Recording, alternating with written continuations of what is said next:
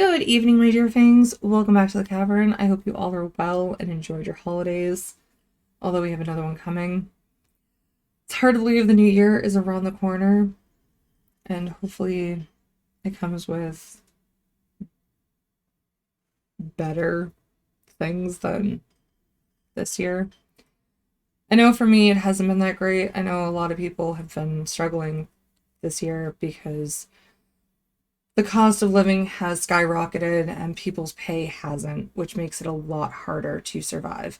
And a lot of people, that's exactly what they're doing. They're surviving, and it's just been a really difficult year. So hopefully the new year is a little easier for everybody, and it comes with some much needed financial success. Well, I finally got around to watching Christmas Bloody Christmas, like I promised. It's way out of my comfort zone, I guess you could say, for the holidays. I don't usually watch horror movies during this time of year, but for some reason I have this year. And I don't really watch holiday horror movies. I think the only one was The Shining. I don't think any other horror movie takes place around the holidays. I could be wrong, but I think that's the only one. However, Christmas Bloody Christmas is available on Shudder if any of you want to try giving it a watch. This is pretty spoiler-free for the most part, so don't worry if you haven't seen it. Or if you have no interest in watching it, then who cares? At this point, who cares? The movie starts off by showing a bunch of different holiday advertisements along with a news broadcast regarding a robotic Santa that has been recalled due to a malfunction that causes it to revert its original programming from the US Defense Department. And this is where I had problems, like right off the bat. Why would the US Defense Department create a Santa? Okay, it made no sense for me. The music during this point reminded me of American Horror Story's opening music. I don't know if it's because that weird kind of music was playing during this. Add in the random holiday advertisements reminded me of something American Horror Story would do. And maybe the creators of this were inspired by American Horror Story. I don't know.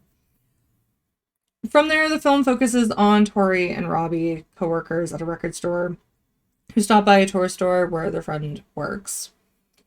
Inside, the creepy robotic Santa that is being recalled is shown, and the group makes jokes about it before Tori and Robbie depart for a nearby bar. And this is when the Santa Claus starts going on its killing rampage. I think the best part of the movie was the interactions between Robbie and Tori. I found their banter incredibly funny and reminiscent of some of the conversations I had with friends during my teens and early 20s. Talking about bands and the holiday season, although Tori hates the holiday season, whereas Robbie loves it.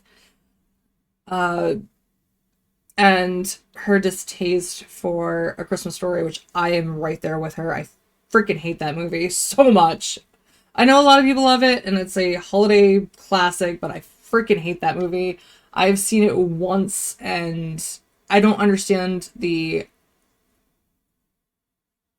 hype around it. I really don't. I found it kind of stupid. It was just me, I guess. The film is not an amazing movie, the Christmas Bloody Christmas, but there was a certain charm to it, I'll admit. The murder scenes were predictable, of course, and kind of reminded me of Friday the 13th, just a little bit. Because the viewer sees the kills from the killer's perspective, in the beginning at least. The issue I had with the kills was how unrealistic they looked. You could tell it was completely fake. When bodies were thrown, you could tell it was a freaking dummy. It looks so much like a puppet. I couldn't stop laughing.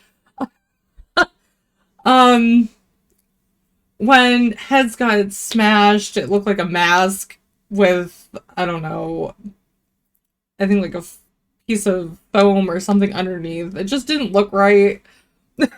So I laughed a lot during this movie. The other issue was the acting was terrible. The lighting was horrible.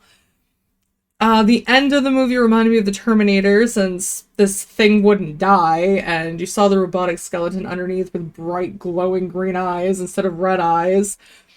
I found it much sillier than the Terminator, though. It was just not scary at all. To me, it was kind of drawn out, too. I thought when she tried blowing it up, that would be it. But no, of course not. It just kept coming and coming. It was just, it was a little too much for me. I don't think this is meant to be taken seriously, like I said, because there was so many issues with this. I couldn't stop laughing. For those of you that have seen this, what did you think of it? Was it terrible, or were there aspects you enjoyed? Let me know in the comments below. Next week, I'll be discussing the Chinese New Year, which I might include why Americans eat Chinese food on New Year's Eve. I don't really know why that tradition started or how it started. With the new year, I'll most likely return to true crime stories and cases, along with movie reviews. Not specifically horror. I hate to say this, but with how many horror movies have just been letting me down, I kind of want to stay away from it for a little bit. And that's really sad, coming from somebody who loves horror movies. But I'm just sick of the disappointment. I haven't seen a really good horror movie in a while, a few months at least, even maybe longer. Let me know if you've noticed that in the comments as well. If you don't want to miss the upcoming content, click the bell icon to be the first ones notified. Can't wait for more. Check out my other videos on the screen. Thank you so much for watching and for subscribing to the channel. You're amazing. It's been a wild year. I hope everyone has a safe and amazing new year with hopefully more financial stability, because I know a lot of us are struggling right now. Take care until next time. Bye, everyone.